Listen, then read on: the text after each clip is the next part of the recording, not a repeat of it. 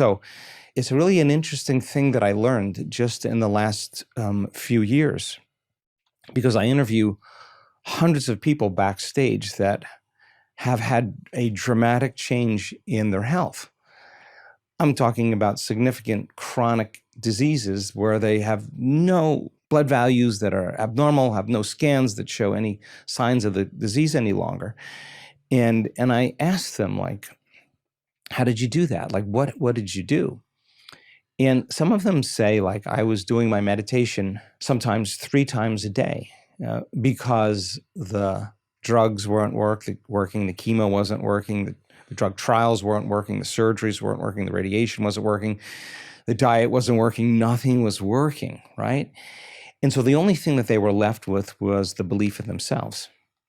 And when you believe in yourself, you got to believe in possibility.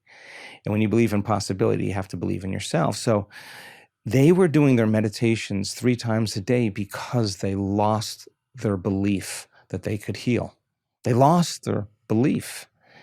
And so they were doing their meditation again to change their emotional state so that they could believe in that future again instead of believe in their past. Mm. If you keep doing that, it's that thought and that feeling, it's that image, that's emotion, that stimulus and response that's conditioning the body emotionally into the future.